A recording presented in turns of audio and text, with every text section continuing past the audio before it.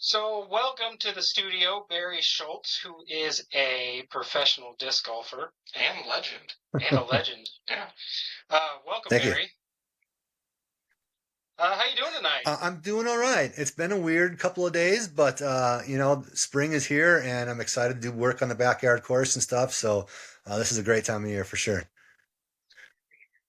Nice. How big is your course in the backyard? I have just under 12 acres, and right now, when we go back there and play, we play a little 26 hole, short deuce or die kind of thing, just to have a little fun. We call it birdies and pars at Schultz Ranch because we want to have birdies and pars. And instead of walking 200 feet to an XT pad, we just throw in a 150-foot hole. So we have a lot of little 150, 180, 200s that kind of fill in the gaps in some of our better holes. And to be honest, those are the holes we've been acing. So it's like, it's nice. We want to have some fun, want to have some excitement. And so, those permanent, we'll probably look at, 15 to 18 holes permanent, but we'll see what happens. You'll have to let us know if you're ever in Kansas City. I'll get you out to Sunset Ridge. It's a fellow with a gorgeous 10 acres and a full 18 it's very nice. It's a very fun course. It's technical. I have always enjoyed my time in Kansas City. Great people, great city. I really enjoy the golf courses, and now I bet you the two or three that were my favorite then are kind of bottom of the list now. I'm sure they had a good crew of building courses. I'm sure they haven't stopped. It's been such a long time. I'm excited to see what they might have. There are a whole bunch of them, and with the KC wide open coming up and another tournament that I'm going to be a part of, actually having some fun. I guess it's time we dive in. Right. What's wrong with disc golf? What is wrong with disc golf?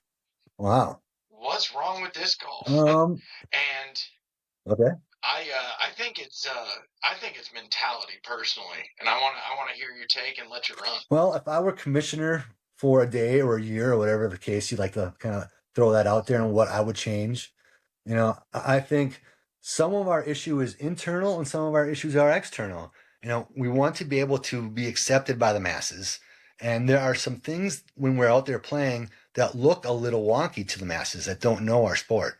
And I think if we can help that along, we would be accepted a little more. And personally, from a golfer standpoint, I think it needs to change. And I'm talking about the falling putt. The falling putt is something that is difficult to enforce. And if I have to watch somebody in my group with my own visual camera, frame by frame, to see if they're releasing the disc before their foot comes off the ground, that's too much energy that I don't need to spend.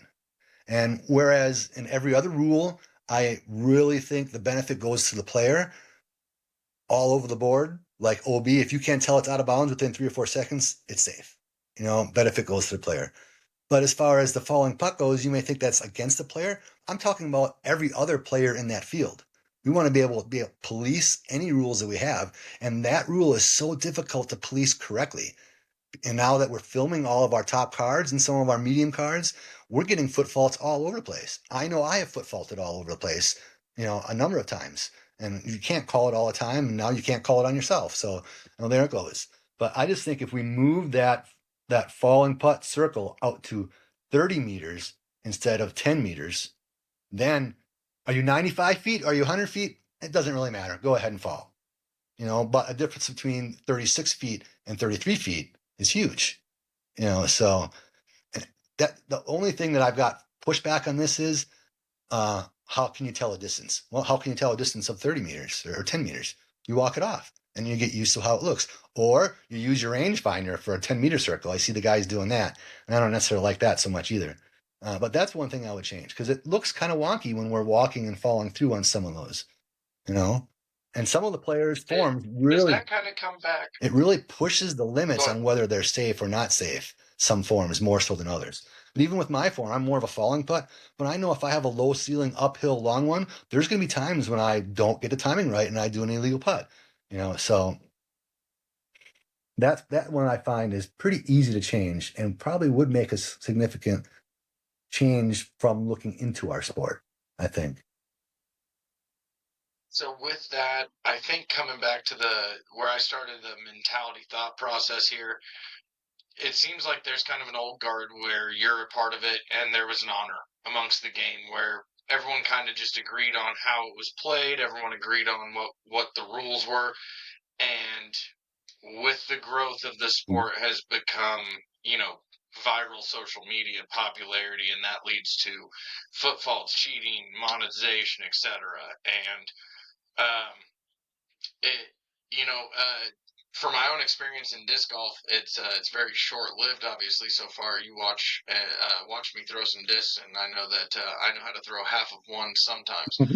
So, simply put, I'm not going to register, and I only keep my score for myself. I don't give a Excellent. shit. I'm never looking to play tournaments. I'm never, for me, I joke around. This is my way to get out, touch nature, and Excellent. basically have a beer in hand and get some steps I in. think you and your attitude and your energy is 70% of the people out there that play disc golf. I've been selling discs since the late 80s, and I had a pro shop 50 feet from our first tee pad. And I saw all kinds of range of people, ladies, children, families, groups of guys, groups of kids. It's all over the place. And none of them, they compete with themselves and against each other in their groups, but most of them don't even keep score. We don't keep score in our backyard golf. We just go out there and play golf and see some good shots, throw some good shots, have fun, look at the flowers blooming, check out everything in the backyard that we can. You are the vast majority of disc golfers with that energy and that attitude. And we can't forget about those guys, for sure. So with the good mentality of it that you're claiming I have, which again, I just use this to touch nature, and it's like picking up a rock and throwing it forward, But with that thought process, it doesn't take many bad apples to ruin something. And with the growth from the pandemic, specifically from 2020 on, or whatever you want to describe that, I think that's a real. I think that's a real turning point for the sport in terms of like its coverage, its presence, the old guard having a good time with some good, the ability to get out there, throw discs, and have some fun, make some money if you were good at it. To now this like, is this a whole new crazy world of disc golf that you're a part of compared to when you started? It is definitely a different world. I think before 2000, it was really a niche group of people like Harley Davidson, guys that live, breathe, and do nothing but disc golf and really love the camaraderie of traveling and hanging out with different people everywhere you go and staying on people's couches, in their spare bedrooms and stuff like that. I think that was a big part of it, just being part of a community that felt positive about what they were doing out there. And I think as the sport grew, we got more people, but that also means we got more of a cross section of society. So instead of getting those people in general, we got everybody. And we got some really nice, awesome people that have professionalism to be able to help our sport grow in different ways with their strengths and weaknesses. And then we have some people that no matter where they go in life, they're kind of troublemakers and they push the fringe on everything they do, from their relationships into their jobs, everything they do, they kind of push the boundaries, just whatever reason. So I think we have to, along those lines, I think the game of disc golf is a fantastic place right now. There's lots of people putting lots of great courses. We have more disc golf courses than there are ball golf courses, which is hard to believe in the world, but it's so true. And it should be true because it's so much more inexpensive. It's so much less time constraining. It's got everything and it's got those as well. So I think the game is in a great space. The sport of disc golf is in a really critical area, I think. We have to make sure that we have as level of a playing field as possible with the rules that we have in place. And we have to be able to enforce the rules we have in place with ease and not with conflict or with difficulty. So as we change the rules every couple of years, with the help of the everybody that's in part of the PDJ, it's not just the board members making those changes. Players and anybody that's got a PD number can put their info in, right? So as we make those changes, we have to be careful that we write them correctly and that we are looking from a correct perspective, not just from a rules perspective. We want to be able to have everybody have a good time out there playing golf. And then now that we're playing for absolute buttloads of money, we have to make sure it's fair and level for the most amount of people. And that takes making difficult decisions. I think life is different than sport. If you're trying to dictate sport and have rules and regulations so that everything is fair for the vast majority of players in that sport, you have to make tough calls. Life are easy calls because you want everybody to be treated the same and have the same opportunity as everybody else and live their life the way they want. But sport is is a little more difficult than that. So I think we're at a crossroads, and it's probably going to make some mistakes along the way, but hopefully we'll get more things right than we get wrong. Good. You brought up the golf courses having having now more than golf courses. What are your thoughts Disc on golf versus ball golf? Yeah. Make sure you got that. disc versus ball? What are your thoughts on that transition to where you're going to pro golf courses now and playing on them with more open space and longer shots compared to your shorter chip ins and your wooded areas that you have to go through? Now you have wide open spaces. What's your thoughts on all that? I think we have to keep a balance. And I think we do a pretty good job of cities that have a large number of courses. They have a good wide range of beginner courses, mediocre courses, and then high-end courses. And I think you need a little bit of everything when you have a big enough city that can handle those courses. And I think from a competitive standpoint and seeing what I've seen from a tournament and a format and a golf course design evolution that I've seen since I started playing tournaments in '85, I would say that we tend to lose sight of the balance of disc golf. The best parts of disc golf is watching a disc go over or around or left or right an object. Well, that's one object or a ton of objects. And I think we can get caught up in trying to test the top 10 or 20 guys well, but not testing the rest of the guys in the field well. Those top 25 guys can throw 100 feet further than everybody else. So how do you test them and test the other guys that can't quite throw 600 feet? It's difficult thing to do. But I think if you have balance in your course design and balance in your types of golf that you try and make these golfers do, I think you're going to have more hometown guys get a chance to be in the top 5 or top 10 in a tournament. You'll have 20 people within 5 strokes at the front instead of 5 people within 3 strokes at the front. I think we want to see the best golf out there, and I have no problem with that. We want to see awesome shots. Not that disc golf transfers greatly to the screen. I haven't been to a course that I've seen a video of and say, man, that looks exactly the way it does on video as it does here in person. Everything looks so different, from the tunnels to the distance to the elevation change. So it's a difficult thing to get right on camera. But I think that having everything be distance oriented and just putting rope out there is kind of copping out. I think that can be a part of the game. For it to be almost the whole game at moments is difficult to take as a competitor. I got your take on that, because that was kind of my thoughts too on it all. And, like you said, some just can't throw as far. And so it kind of takes away a little bit of the skill of the game, where you're having to throw around things and get through things.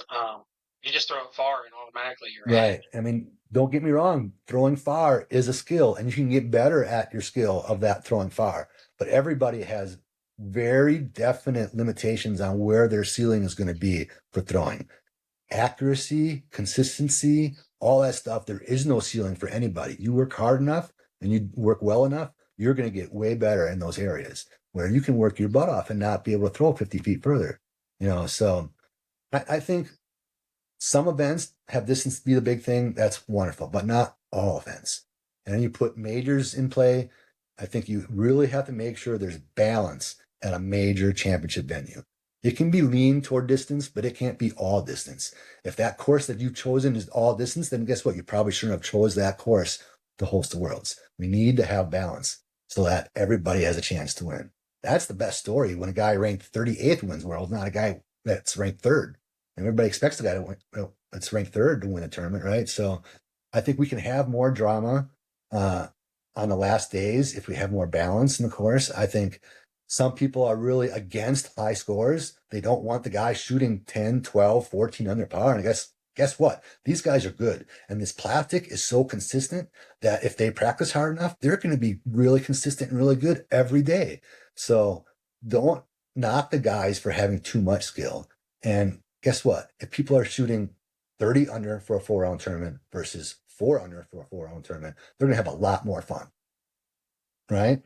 Absolutely. Well, speaking of the discs and everything, what is your thoughts on the new technology around the overmolds and the wider rims, etc.? Are you still using the tried and true, or are you I dabbling am in some of the new technology? definitely still leaning on my tried and true AVRs of various types. Zeros and whales are thrown in there a little bit for my putters, and it's basically just rocks, different versions of rocks for my mid range. And then I vary a little bit, but lean on the old school, the Leopard, the TL3, the Boss, the Firebird. But as I get older and I can't throw quite as fast, I'm definitely revisiting some of the old straight drivers that Innova has, like Roadrunner and Sidewinder and Mamba and stuff like that. And then some of the new stuff that's coming out as well, like the Gorgon and the It. I mean, I'm playing around with them. They haven't quite made it in my bag just yet, but I have a feeling they will eventually. But I think there's only so much you can do to a disc as far as making it new and different. So I think having this new technology is fantastic. I always thought it was going to. I quit my plastics factory job to play disc golf full time. So I'm very connected with the plastics industry, and I know how fickle plastics can be from day to day. So I know how difficult it is to make a disc correctly. So to see these guys that aren't frisbee people making discs, they're injection molders making discs. So they have expertise and they have knowledge and they have things behind them to help them experiment and do things without costing them their business. You know what I mean? They have support behind them. So I think it's fantastic. I think we're going to continue to make breakthroughs in plastic types, and see how they wear and how they feel in the hand in different weathers and stuff like that. And it's going to be, a shape. The subtleties and the shape distance of discs are gonna be it. I don't think the PDJ is going to change any rules anytime soon, where we can go bigger or smaller and anything like that. I think they're set in this technology rules. But I think it's fantastic that there's 50 companies making 1,000 discs nowadays. There's so many companies that I couldn't tell you the name or what disc they throw or they make. It's fantastic. What's the best tech to hit disc golf so far? And is there tech that you would implement into it as well? It's one that I've been wanting to ask because all sports seem to lean into, as soon as they get big enough, we got to get cameras and Right. laser Right. levels and measures and everything else. And then I look back to the guys like you where it's like, all right, these guys be rolling in their graves if they saw that stuff hit this sport. All right, if we're breaking down stereotypes, this is a group of a bunch of old stoners and stuff who used to walk through the woods and throw a disc Right. around. So I have that. I have a weird brain struggle, if you will, with adding tech to disc golf, and I've heard some of the younger guys on a couple of courses saying things like, "Oh, well, we got to measure and like you can't walk it off," and it's like, "Oh man, y'all are taking it way too seriously to be out here on a free course on a Sunday. Like, you guys should really Right. think about Right. this." Well, I think, technology is just ingrained in our everyday life, that you're going to add that to whatever you're doing throughout your day. And even if you are using disc golf to escape, to get into nature, I mean, people still check their phones and are on their phones all day, every day. So it's going to happen. I don't necessarily love the fact that the PDJ wants us and kind of asks us to use our phones as a scorecard. I don't like that at all. I want to say at all. I don't mind electronic devices. The phone is a whole nother story. I mean, what a person can do during the round to distract himself or his group is, oh, I mean, there's no end to it. It's the possibilities are endless. Then everybody's phone is their life, and we're out there playing in winds and around water and in rain. If I lose my phone or if my phone gets broken, is the PJ going to give me $1,500 to replace my phone? I don't think that's accurate for the PDJ to do that. So I think for our majors, I think the PDJ needs to provide us with a digital scorecard. That's the first step. Give us that digital scorecard, whether it's an old phone or some other weird wonky device, wonderful. Or, whatever the case is. I think that's something that they could do. I think as far as other technology to hit the sport, I think from a teaching standpoint, I think it's fantastic. All the camera angles that we can break down somebody's form, their plane action, their spine plane, their swing plane, all this thing that we can break it down. I think that's fantastic. Some people are such information nerds, they want as much as they can. Even if they get paralysis by overanalysis, they still want that. You know what I mean? So I think the tech disc is a wonderful thing. I think it's got to get to a point where it has to be able to be put on your own disc versus whatever they give you.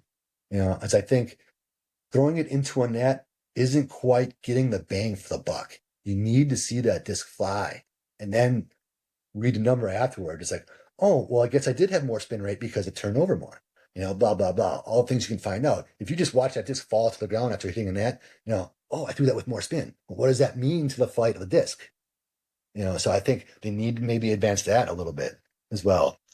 So, are you saying that you didn't learn to swim online? Is that what I'm hearing a little bit here? Correct. Okay, I was just trying to make sure. I'd like to clarify all of our guests here. I'd like to make sure I reference swimming online and lessons about it. Yeah, I grew up on Lake Michigan, and I definitely did not learn how to swim online. I learned to swim getting my And disc you out of also the didn't lake. learn to throw. I would say you didn't learn to throw a disc into a net either. Yeah. You learned by throwing it in wherever Right. it was. Speaking of the phones, like I didn't know a whole lot about disc golf.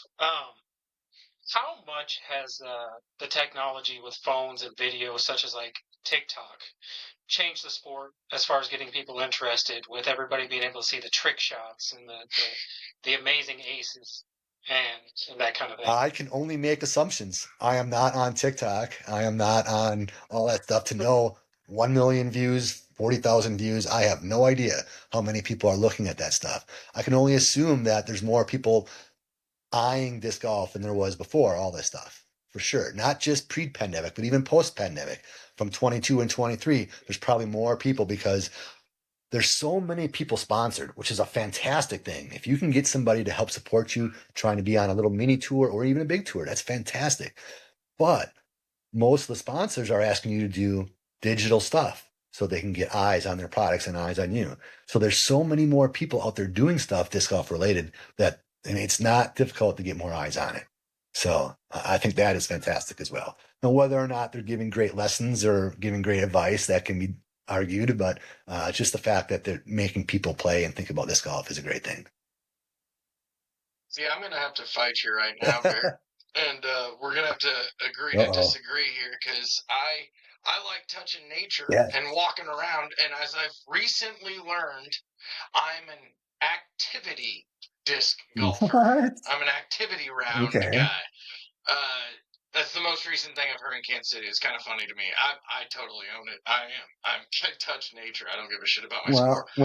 But an activity round is the guy who doesn't care about score or, oh, damn it went left when I should have gone right. I zigged when I should have zigged. Some people, when they don't understand something, they have to put it in a box or put a label on it so they can feel better about it. They're jealous that you can be free and awesome out there, not care about bad shots or good shots, just enjoy the game of golf. I think I've done that more over the last 5 years than, since the first 5 years I started playing. Just having backyard golf, seeing my wife play backyard golf every day, seeing my daughter play once in a while. I mean, it's just, and having a fun course in the back where I'm not beating myself up physically or mentally because it's so difficult. It's really gotten me to enjoy just the joy of the game again, enjoying making a putt, laughing at a missed putt, seeing things that you wouldn't see every day. Wow, how did the disc do that? Kind of thing. Those are the things you like. And then, when you have property like I do, you get to feel like you own your property a little more so when you're out there enjoying it every day. Instead of just looking at a block of woods in your backyard, I'm out there enjoying it, cleaning it, improving it, taking care of it, and it feels fantastic. Well, Brian couldn't be here, but he had a question for you, and he wanted to know what's the best disc golf ever, and why aren't you saying rock? The best disc golf disc. Is that what you're asking? Mm-hmm. Disc ever. The best disc ever? Disc, yeah. It is clearly the rock. Yeah. I mean, that's what he said you'd probably say, but he told me to ask it in that format. I understand there are so many different shapes and sizes of people, their hands and their fingers and their skin. Everything, everybody's different. Everybody likes a different feeling disc in their hand. And I know some people with certain shapes of fingers don't like how the rock feels, but let me tell you, it is such a good disc in so many different versions. Uh, it held the world distance record for a little while. You know, there's so many things that are so fantastic about it. And so many companies try to make a rock type disc, and some success with some degree and some don't. You know, so I think if you can have a favorite disc be your mid range or your putter, you're going to do quite well on almost all courses, with the exception of the big chucker courses. If I said, Barry, we're going out tomorrow, you have one disc, what are you taking? Well, I'd have to know what One disc, everything. I have to know what kind of course we're playing, but I think it had to be a rock. No. I mean, just to play for the rest of my life with one rock, I probably could do it. So, I mean, when Todd Branch and I were traveling and we spent so many hours in the car talking to one each other, we came up with the theory of a one true disc. What is the best disc ever made kind of thing. And we talked to so many golfers that were out there. And yeah, all these guys were old school deuce or die golfers, you know, from Mike Moser to Cam Todd to Mike Young to Greenwell to Lissamans. And we talked to them about this theory. What is the best one true disc? And then everybody kind of leaned on the Proto 8-time rock was the best disc ever made. You know, whether it was the circle stamp or the bar stamp, the Choice of Champions, the Choice of Champions Rainbow or the bar stamp, you know, which were basically the same disc anyway, just stamped differently. So we created, you know, this is before the whole digital era. Todd wanted to do hand a disc to somebody else at every tournament. They use it for a week. They'd write a story about what happened with the disc and how they did. They give it to somebody else at the end of that tournament. And then it went on, and I got it back twice. And the second time I got it, there was 50 signatures on the back of the disc. And it's like, wow. And Todd tried to set up some kind of thing, but the digital age was so early, it was difficult to do. So we just kind of told stories about the rock all the time. And then I heard about 10 years ago that somebody has the one true rock, the one true disc. So I think it has to be a rock. I mean, if you can't, right, you can't, if you want to have history as part of your whatever you want to say, rules or your regulations on picking the best disc, I mean, the rock is probably the most sold disc ever. I can't say that with certainty, but that would make sense to me if it was. And there's so many different versions of the rock. If you can't find one you like, you're in trouble. So, what's your favorite memory of your career? I know it's a divergent from where we were going here previously, but it's been on my brain to ask. Like, I like to actually pick your perspective and find out who we're diving into the brain of. You know, what's your favorite memory disc golfing? I have memories, you know, as far as a kid growing up and playing. I would say there were days that, you know, there was 5 or 6 or 7 guys in my group of kids that we played golf. I would put a disc or a frisbee in my spokes of my tires and ride the 1.5 mile down to Ballrath Park in Sheboygan and stay there all day, and then go home whenever it was dark hour, whatever the case was, right? So when it got windy, when it got rainy, you know, most of the time we went home, but not always. When it got super windy a couple times, like, let's go try and play a couple of holes in this absolutely extreme wind. And all we had was frisbees and arrows at the time. So to try and play in max wind with frisbees and arrows was just unbelievable. And one of my friends, Shannon Ramos, we had to be in the 12 or 13, 14 range. He aced a hole playing in that huge wind, and it just, with his green arrow, and I'll never forget that, how much we screamed and ran down the fairway. So that's my growing up memory. My most die-hard professional memory has to be my 2001 USDGC win. I had been to Japan about 2 months before that and won a gold medal. And that is, I mean, a tremendous experience. But when I came home from that, I focused so specifically and so hard on the USDG course in my head and on the practice field, playing each hole on the practice field over and over and over and over again. I probably played 1,000 practice rounds on that practice field of the USDGC. And to have it pay off with me playing golf and winning, it all felt like it was supposed to happen. It was meant to be. It was the first year I quit my job. And, I've been winning tournaments, but I'd never won anything really, really big yet, no major up to that point. So it verified everything that I was doing. It's like, yes, this is where I'm supposed to be. This is what I should be doing. I shouldn't look back on fear about not having a job. This golf is my job. So that was my most favorite hardcore memory and professional disc golf. So, with what you just said, you're begging the question from me. Are you a coincidence fella, or are you everything happens for a reason fella? A little bit of both. And I know it's not a disc golf A question. little bit of both. There are coincidences, and then sometimes they truly are not. They're supposed to happen like that, and sometimes we don't know it at the moment, but we look back and it's like, man, if that didn't happen that way, I would not have done X, Y, or Z, made this decision or done that or met this person or seen this artist or, whatever this case is that you kind of take chances on. So I think meeting the people that you do in this world, you're supposed to meet those people. It usually happens the way it's supposed to happen. I had kind of given up on having a family, and then all of a sudden I met my awesome wife, Paige. So, everything happens for a reason. And now I'm 55 years old and have a 4.5-year-old daughter. All the guys I play with, they have grandchildren that age, and now I have a child that age. So we kind of laugh and giggle about it. So it sounds like you're leaning more into the everything happens for a reason range then. Yes, but you can't overanalyze it and, in the moment think, oh, that's going to tell me to do this or that or the other thing. I don't think you can go to that extreme with it, but if you're looking, the world kind of tells you what you need to hear if you're looking just right. So that's what. Did you ever almost give up? Yeah, I would say so. I would say in the late 2000s, 07, 08, 09, 010, I wasn't doing as well. I had injuries. Traveling was getting harder mentally and physically as I was getting older. They were asking more of us. The courses were getting longer and harder. So, and that's another thing I think we should change. Going back to what's wrong with this golf is golf courses are too hard and there's too many events. These guys are 25 years old and getting injured.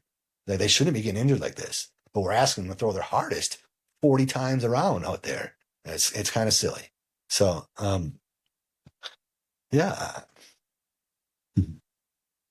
Getting back into, instead of going to strength, we should focus on a little bit of strength, a little bit of technicality. I mean, if we're talking about real form here, I've never been to a disc golf tournament, so I'm not going to sit here and talk shit. I don't know how they honestly operate, but I know if you go to a ball golf tournament or course, you're dealing with 3s, 4s, 5s. Yes. You know what I mean? So you've got courses where you don't swing everything you've got. You Yes. swing very much not what you could.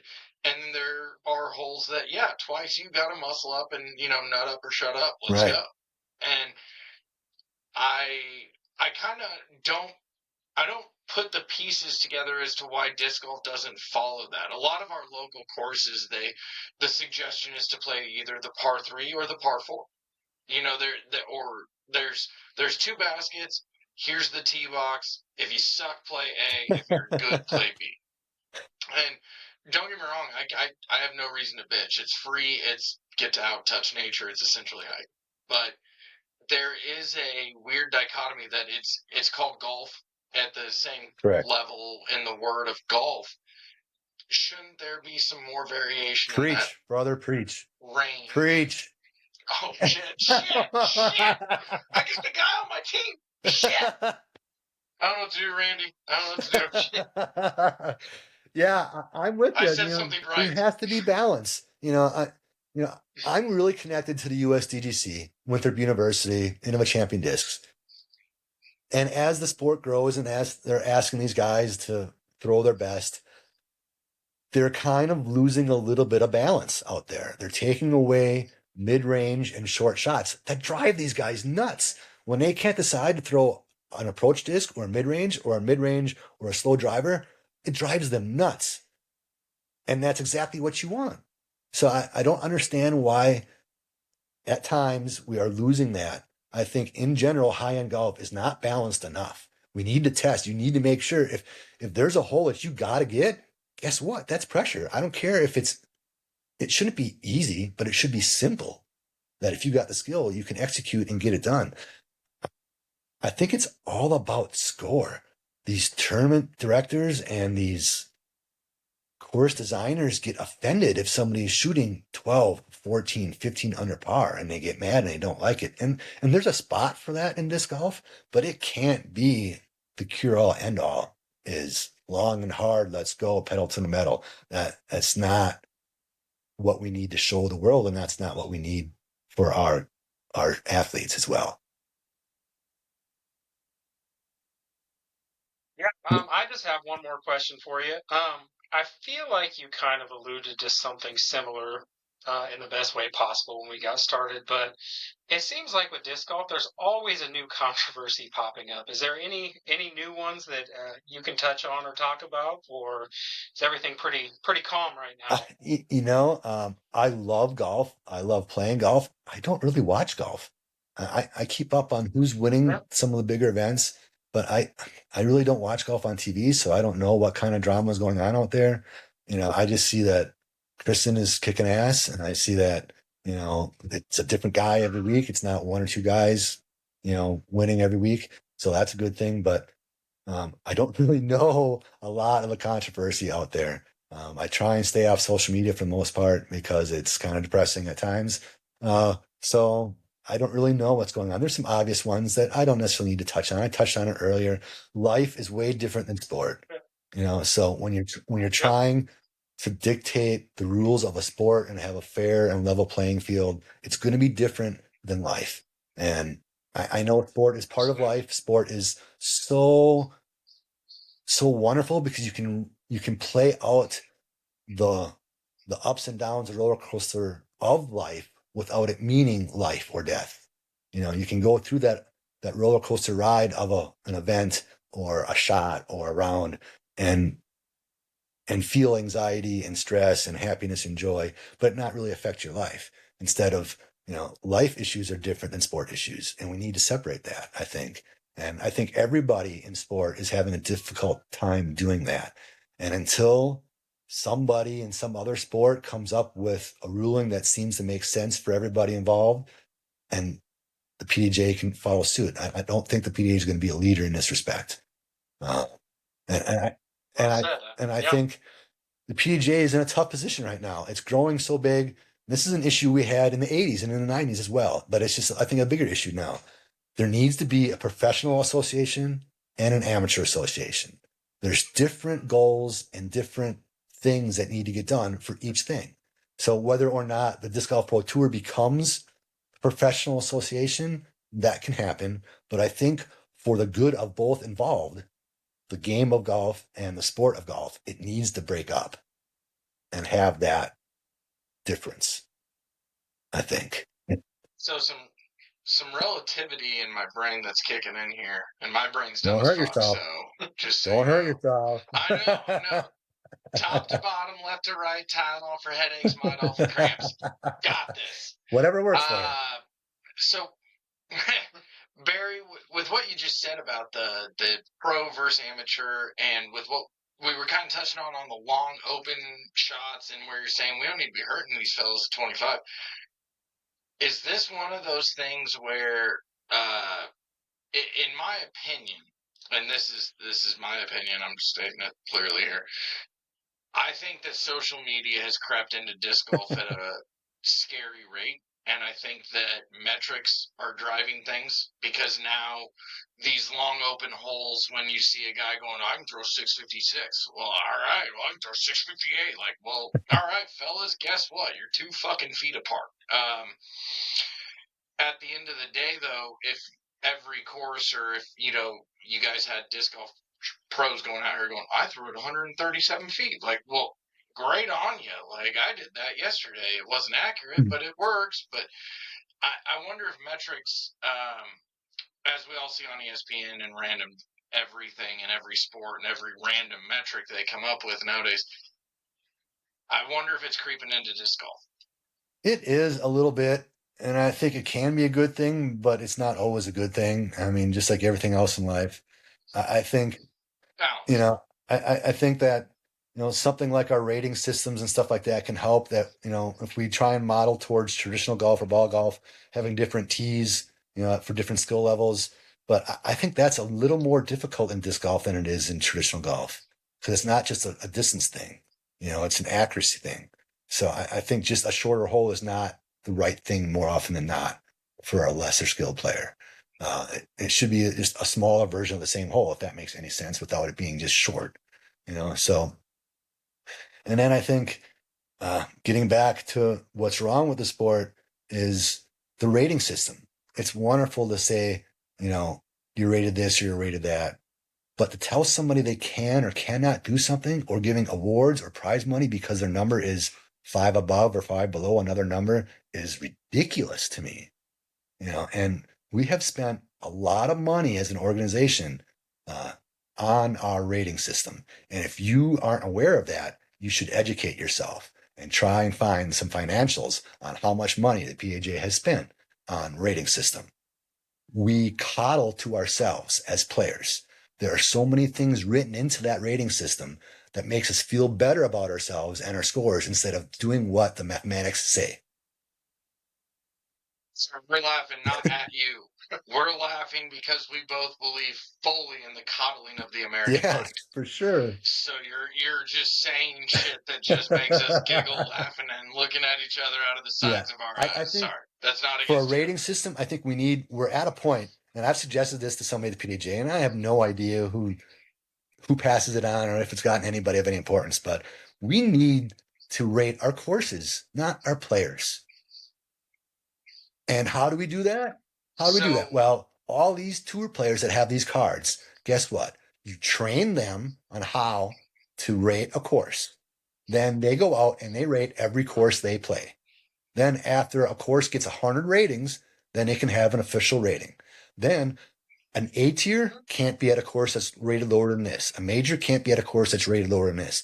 And I'm not talking about the course design. The course design would be 20 or 30% of that rating.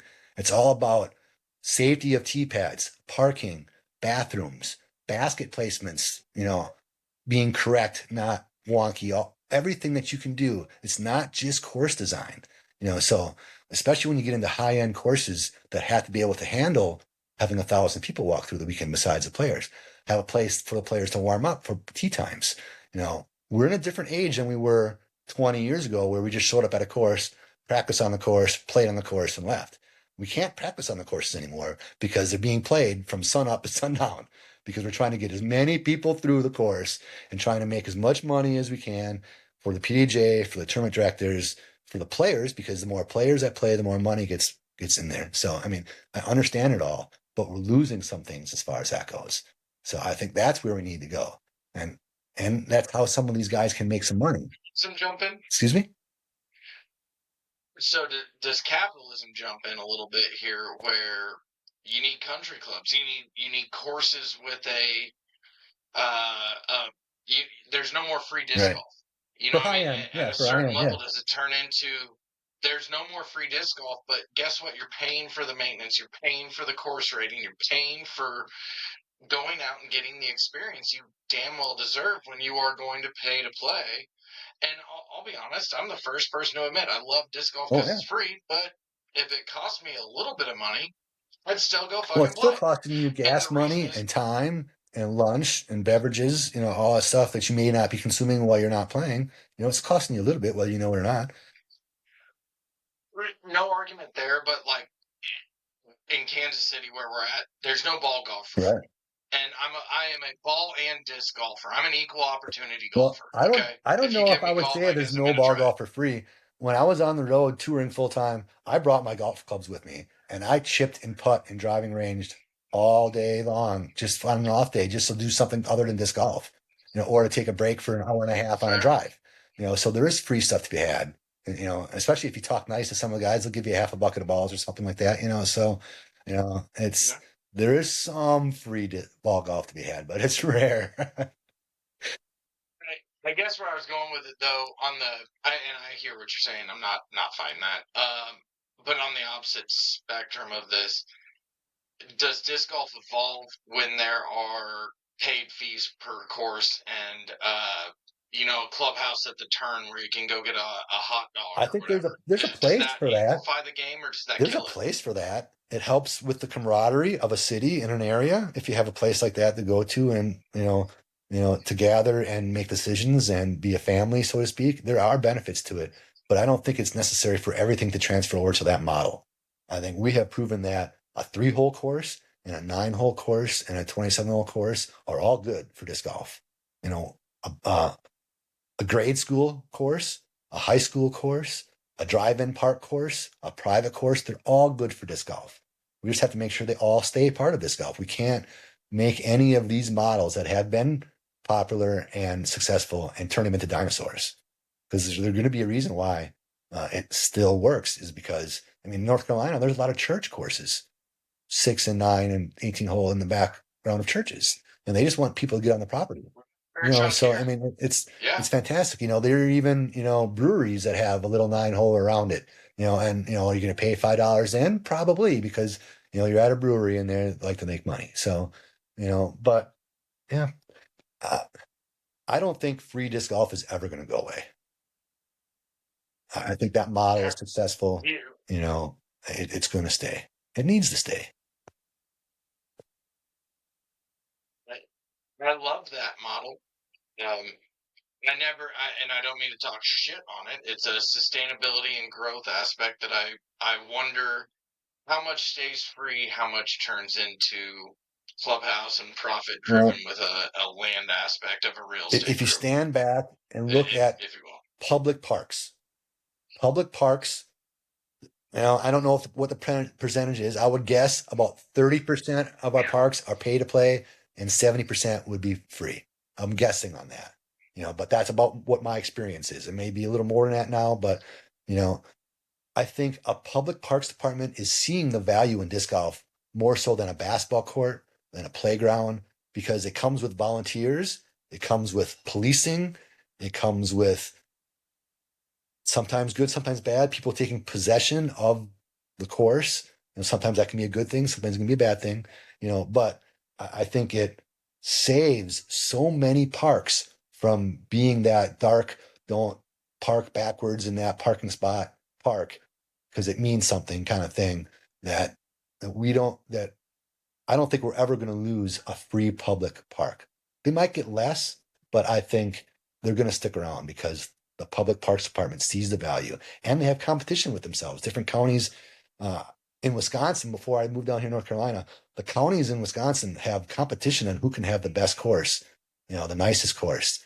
And some of them have come to pay to play, $50 a year or $5 a day, and $50 a year, I think I can handle that on this golf course you know, if it's got bathrooms and water and all that stuff. So that's a ball golf round in Kansas City on your average bear. Right. On right. your average bear Right. here, it is cheaper. Thank you, but I was like, that 50's cheap. 50. Okay, Kansas City average, I would say actually is probably 50 to 55 for like a ball golf round. And so that's when I'm like, all right, disc golf for a year. That's so Right. fucking Right. easy. It's so Especially your chokeable. favorite course it's easy to go to and you like playing. You feel like you're giving into the course a little bit as far as helping the upkeep and taking possession of it a little bit. You're proud of that course and stuff. So I've got a question on you guys. What do you feel? Oh What do shit. you feel as average disc golfers about baskets? Should they be improved? Should they be made? And how should they be improved? Should they be bigger, smaller, higher, lower, shinier, duller? What you guys got there? I mean, I have my answers. Do you want me to go? Go ahead first. All right. As a shithead disc golfer who has no ability, I am one that I'm the wrong person to ask. It's comical to me because for me it's like I go out to where I play, and there's a variety pack. There's one on the backside of the pond that's 6 feet in the air. That Little said, Philly, there's little also Philly. some that are and there's a lot of this, that, and the other, and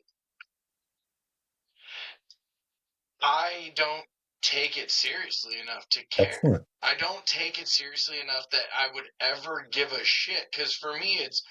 I mean, I chained out on one. I actually almost threw an ace, and it was comical because everyone looked around like, "Who the fuck was that?" It didn't go Right. in. It didn't stick. But I smacked the side of the basket. I don't know what I'm doing. I don't have the ability to. I Okay. can't tell you what the fucking four numbers mean Oh, half I the don't time. either. I can Other tell than you. speed, I don't really care. Yeah. Yeah. And so I mean, I see the tie dye on the disc of my old, a friend of mine who's a former. You know Tyler. And after all said and done, it's like I look at the disc and it's like, all right, that's the one I know how to throw, kinda. I'll see what I can do. And I smacked the side of a basket, and people were going ape shit. And I'm like, yeah, man, it's rare and probably not going to happen again. So, in terms of baskets, give a shit. Right. I just enjoy touching nature, and it's like hiking where I get to have a beer in Yeah, hand that and right. throw a rock forward and keep chasing. Traditional golf. Yeah, my whole thought process. Traditional golf is just go ahead. such fake and forced nature that disc golf has it beat in spades because of we're so much in and we're hiking and it's real nature, not spray painted and I mean coddled every day of its life to look a certain way. It's fantastic. Sorry, go ahead. Before you jump too far, and I don't mean to fight, I do like to point out all sides of the perspective. That's what we try to do here is offer perspective. Disc golf, you're right. It's touching real nature, but ball golf is profitable by far and away 6 times from Sunday on disc golf. And I don't agree with that. It's a factor of, I mean, like, there are guys playing pro golf sims in Las Vegas or whatever, and I can't imagine disc golf sims happening for, God, 20 years probably. Yeah, that's probably accurate. It's just one of those, like, there's a boys club, country club aspect to that land where I don't want disc golf to conform to it. You know what I mean? I don't want to go pay to play every time. And I think that you're right about public parks, and there will be X amount. I'm not disagreeing there. I just think for the next evolution of the sport, I don't know how you don't incorporate more money and a membership or a monetization for everyone who touches foot. And I think That's the fear I have. private courses are definitely going that way. And then the high end courses that are in larger parks are probably going to have to go that way as well. It's difficult. I've designed, dozens of disc golf courses on ball golf courses, and it's difficult to do it justice. To still play our game of disc golf on a ball golf course, it's difficult. So you really have to have the backing of the course to be able to be off of their normal property of usage, so to speak. Some people are not comfortable with that. To go off into the woods or into the mud and stuff like that, they won't let us do that. But in order for us to play real disc golf, we have to have that. So I think you're right. That model is going to be more popular, and it's probably going to work out for the benefit of disc golf in general. But as long as we don't lose those roots and those other models that have stand the test of time, I think we're still good. Like I said, the game of disc golf is fantastic right now. It's in a great spot. The sport, we'll see. We need the badasses like you to keep that going. Yeah, we need everybody. Everybody's the badass. I mean, we need the OG guys to keep that going. That spirit of golf alive rather than pay to play. Right. Focus on your number. Focus on your rating. Focus on how far you And that's throw. going to be difficult because us old guys don't use digital scorecards and don't use all this stuff to be able to show, hey, we're playing 1,000 rounds a year over here, kind of blah blah blah blah blah. But that's the way it goes sometimes. You mean like back when you were chiseling it on the slate? Just Well, you got anything for him to wrap it up, Kinsey? no, I was gonna let you take it away. I've talked too much. I'm sorry. I don't have anything. I just want to thank you for being here. It's great to get your perspective on all this, and thank you for talking to us. Hopefully the sport continues to grow. I'm sure there's going to be some growing pains along the way, but Sure. like you said, as long as you keep the tradition of it alive and the roots of it, and keep it just getting out into nature and having a good time, good camaraderie.